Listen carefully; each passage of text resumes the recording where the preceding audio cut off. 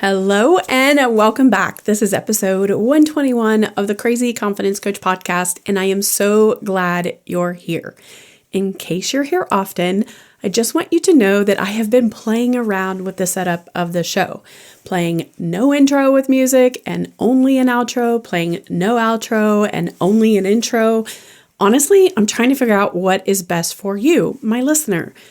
Some of that I actually am using my own experiences because I, of course, listen to podcasts, and some I rely on my listeners. I don't have direct contact with all of my listeners, but if you are so inclined, send me an email with the link in the show notes and tell me what is your favorite. I've done it differently in probably the last 5 or 6 episodes. And if you've never left a rating or a review, I would be so grateful for your time. It only takes a second and it helps other people find me and it lets me know if I'm on the right track. That is one of the biggest challenges that I find being a podcaster that's hidden behind the scenes and doesn't have direct contact with you, is that I don't know, is the show resonating with you, the listener? Of course, building more listeners, which I'm doing, is a great indicator, but today I would just really love if you would give me some feedback. So let's move on to the actual show. I'm doing no intro today. So today I'm just sharing one of the greatest lessons I've learned from the last decade of my life, which happens to be the most difficult decade of my life. And in some ways, it's been the best decade of my life, which is the paradox of the 50-50 life experience. Two opposing truths can actually exist at the same time, being the best time of my life and in some ways the worst time of my life. But today I want to share with you an important lesson I have learned in that time frame, and that is that holding on is an action that is often born from fear, and letting go is an act of trust of yourself. I have to ask you, what are you holding on to that you know you need to let go of? What is your resistance to letting go? When I talk about my model, DIRT, D-I-R-T, doubts, insecurities, resistance, and triggers, this is the R, the resistance part. And until you get clear on the why you're resisting, you may never get to that nirvana moment of finally letting go and living that life that lives and breathes beyond your fear of making a move. So this episode is going to be short and sweet, or maybe it will challenge you a bit and not be so sweet, but it will change you and it will change your life if you ask yourself these questions within the episode and get really honest with yourself. Dig deep. Allow your subconscious to bring up the truth and allow yourself to be real with you. Your subconscious mind is crafty and it's smart. I've often mentioned how our brains are meant to protect us. We are inherently built with systems that prevent us from jumping into a situation that is not going to be good for us. The great thing is, and the not so great thing is that now we don't get chased by bears very often, unless you're in Yellowstone National Park, or unless you happen to be in areas where bears are popular. The whole idea here is that for the most part, we have a controlled environment that we don't naturally run into places that we need to have that fear factor. Our unconscious, it's so good at giving us clues. You know those gut feelings when it's an alarm going off. You may not know why, but it's there. So just know that your brain is crafty and smart, and it is trying to keep you safe.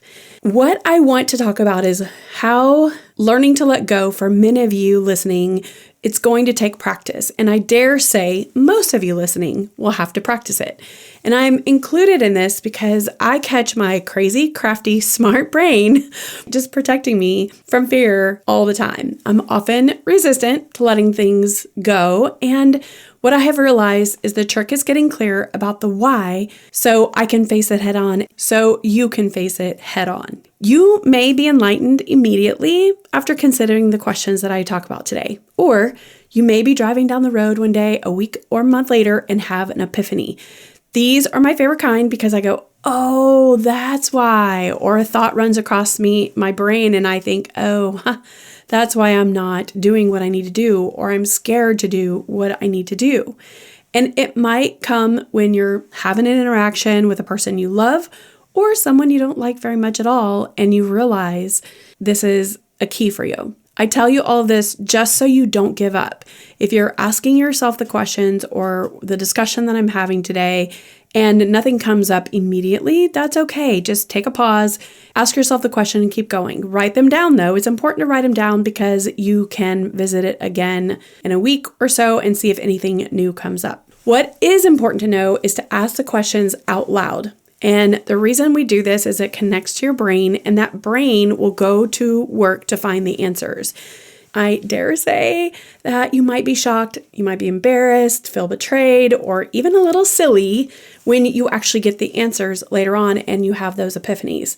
All of those feelings I have felt while I experienced those growth pains when I decided I was ready to let go of the resistance and welcome the person I want and know I can be. And I know that you can be the person that you want to be. And the little thing that you have to do is face the fear head on.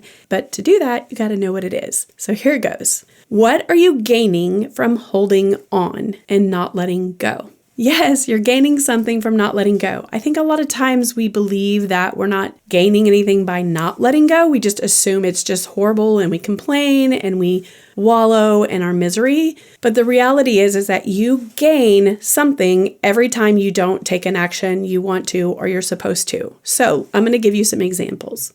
What if you can't lose weight and you're holding on to weight and you're not letting go? Well, are you not willing to find out what's going on with your body or holding on to your favorite coffee drink every day? Now, ask me how I know this. Yes, I know there is more to this, but there is something that you gain from not being your best self. You get to hide, not be seen, which, by the way, is one of my biggest challenges. I love to support and help people without being seen, without being the center of attention, without being out there and being raw with people. I just like my comfort zone. But here's what's funny about that is I'm on a podcast. I'm talking behind in my office. There's nobody watching me. People can listen to me. I'm comfortable with that. So is there a reason losing weight or not being seen is part of you? Because it comes at a cost. What is it that you are gaining from holding on to either not being seen or not losing weight? Another thing that you might look at is a relationship draining you, and why aren't you willing to let it go? What do you fear will happen if you let go of that relationship? I have a friend I had to let go of, and it was really super painful, hurtful, and it honestly, to this day, makes me sad. This person was someone who I enjoyed doing some crafts with, going antiquing with. We loved the same kind of foods. But one day I realized that that person didn't reach out to me. I always did the work. I called her, I invited her, I always drove. And after carefully looking over our friendship, I realized there were several times over the years that she just disappeared. And one of those times was when I was diagnosed with cancer. And I realized in that moment, oh my goodness, I've been carrying the load. When I wasn't able to carry the load, it wasn't that she disappeared, it was that I wasn't able to carry the load. So when I stopped doing the work, the relationship died.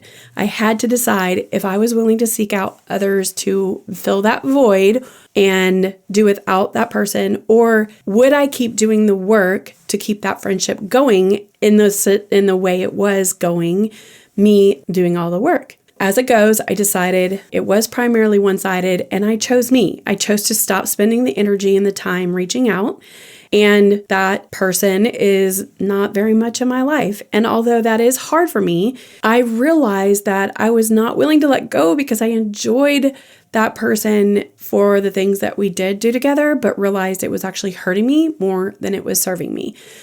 Is there a relationship out there that is draining you, that you fear something will happen if you let go of that relationship? And the truth is, sometimes yes.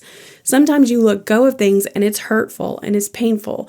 But if you trust yourself to have your own back and to take care of you, it's okay to do that. Is there a job that isn't serving you? Do you work with people that don't appreciate you? Or do you walk away each day feeling drained and depressed? There are so many options for you here, and I know if you're in that situation, it doesn't feel that way. I've been there, I've done that. So I'm going to ask you something.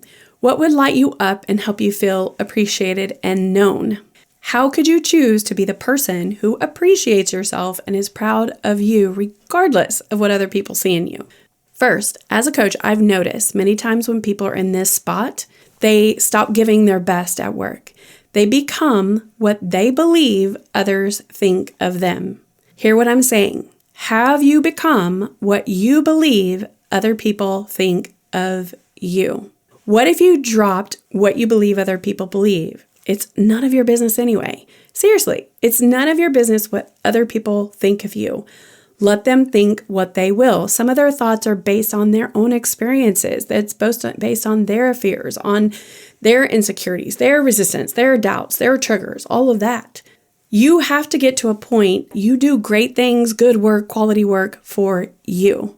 Not to be patted on the back, not for the raise, not for whatever, but simply to be proud of you.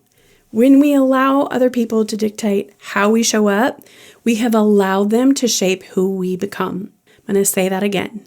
When we allow other people to dictate how we show up, we have allowed them to shape who we have become.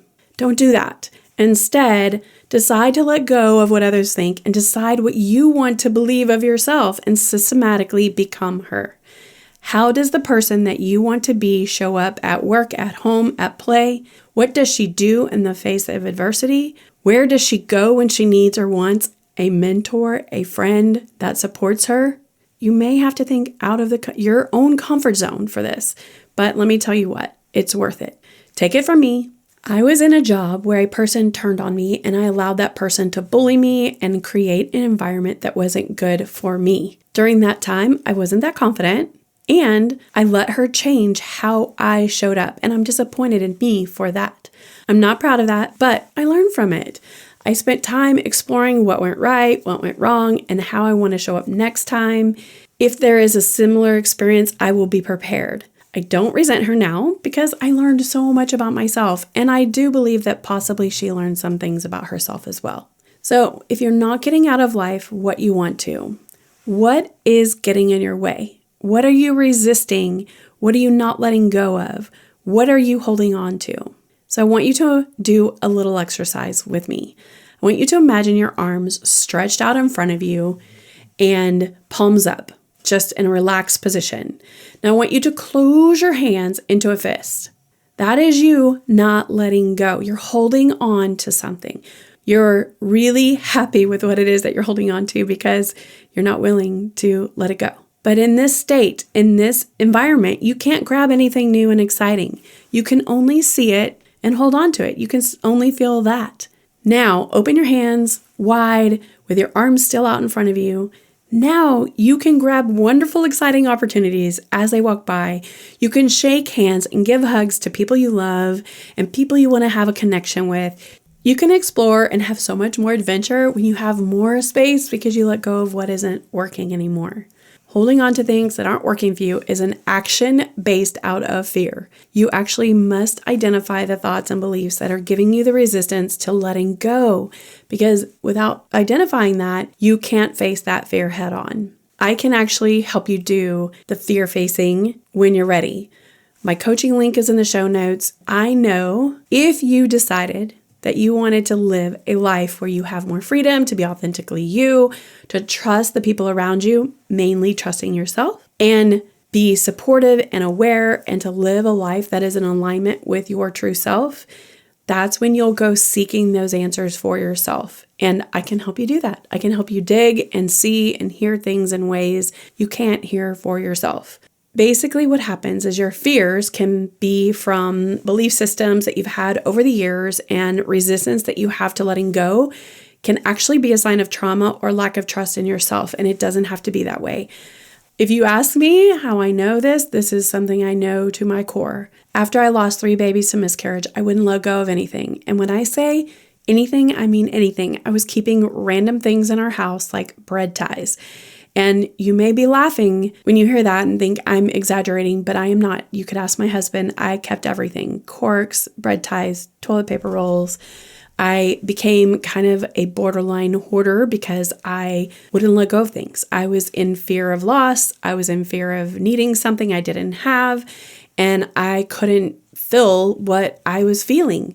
I couldn't get past that discomfort I felt every single day. But I can tell you, after all the work I've done in both therapy and with coaches, I have realized how much fear and resistance I have that was holding me back. And I can tell you, I don't want you to be that way. I want to help you get to the point I am, and that is a point of being so much more free and enjoying life and being able to let go and open my hands to be available to do other things, see other opportunities, live life in aligned and in a better way. I know that you can do that exact same thing. So I'm going to ask you, what's holding you back? What could your life look like if you were willing to let go? Thank you so much for hanging out with me today. It has been a blast.